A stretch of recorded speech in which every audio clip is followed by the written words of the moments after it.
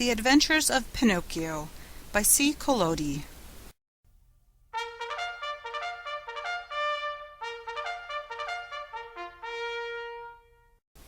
Chapter 3. As soon as he gets home, Geppetto fashions the marionette and calls it Pinocchio, the first pranks of the marionette. Little as Geppetto's house was, it was neat and comfortable. It was a small room on the ground floor, with a tiny window under the stairway. The furniture could not have been much simpler. A very old chair, a rickety old bed, and a tumble-down table. A fireplace full of burning logs was painted on the wall opposite the door. Over the fire there was painted a pot full of something which kept boiling happily away and sending up clouds of what looked like real steam. As soon as he reached home, Geppetto took his tools and began to cut and shape the wood into a marionette. "What shall I call him?" he said to himself. "I think I'll call him Pinocchio. This name will make his fortune. I knew a whole family of Pinocchi once. Pinocchio the father, Pinocchia the mother, and Pinocchi the children. And they were all lucky. The richest of them begged for his living." After choosing the name for his marionette, Geppetto set seriously to work to make the hair, the forehead, the eyes. Fancy his surprise when he noticed that these eyes moved and then stared fixedly at him. Geppetto, seeing this, felt insulted and said in a grieved tone, "Ugly wooden eyes, why do you stare so?" There was no answer. After the eyes, Geppetto made the nose, which began to stretch as soon as finished. It stretched and stretched and stretched till it became so long it seemed endless. Poor Geppetto kept cutting it and cutting it, but the more he cut, the longer grew that impertinent nose. In despair, he left it alone. Next he made the mouth. No sooner was it finished than it began to laugh and poke fun at him. "Stop laughing," said Geppetto angrily, but he might as well have spoken to the wall.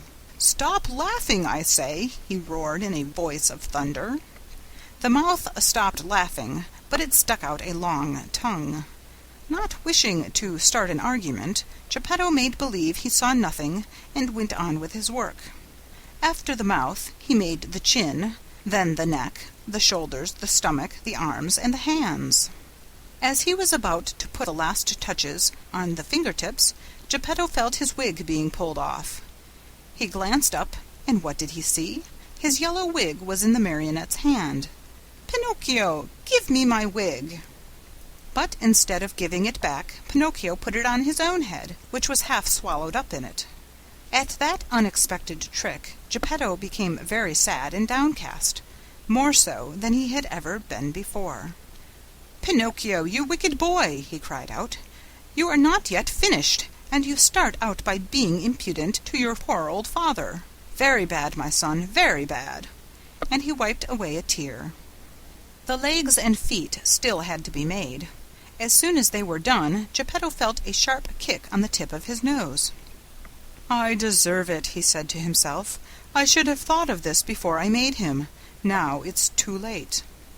He took hold of the marionette under the arms and put him on the floor to teach him to walk. Pinocchio's legs were so stiff that he could not move them, and Geppetto held his hand and showed him how to put one foot after the other. When his legs were limbered up, Pinocchio started walking by himself and ran all around the room.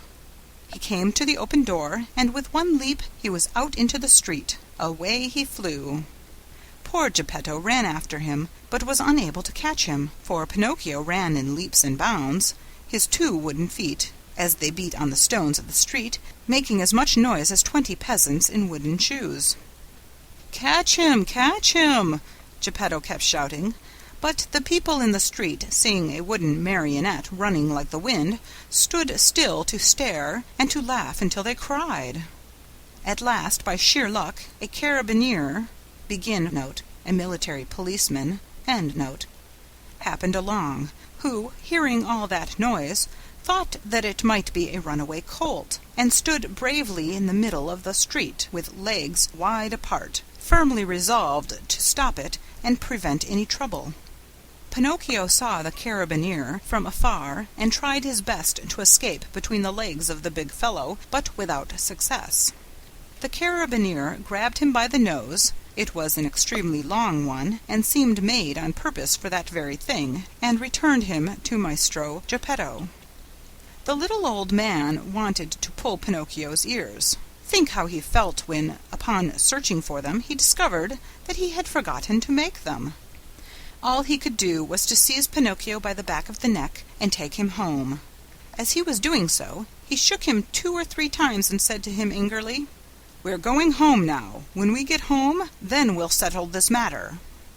Pinocchio, on hearing this, threw himself on the ground and refused to take another step. One person after another gathered around the two. Some said one thing, some another. "Poor Marionette," called out a man. "I am not surprised he doesn't want to go home. Geppetto, no doubt, will beat him unmercifully. He is so mean and cruel." "Geppetto looks like a good man," added another, "but with boys he is a real tyrant. If we leave that poor Marionette in his hands, he may tear him to pieces." They said so much that finally the carabinier ended matters by setting Pinocchio at liberty and dragging Geppetto to prison. The poor old fellow did not know how to defend himself, but wept and wailed like a child and said between his sobs, "Ungrateful boy, to think I tried so hard to make you a well-behaved marionette. I deserve it, however. I should have given the matter more thought." What happened after this is an almost unbelievable story, but you may read it, dear children, in the chapters that follow.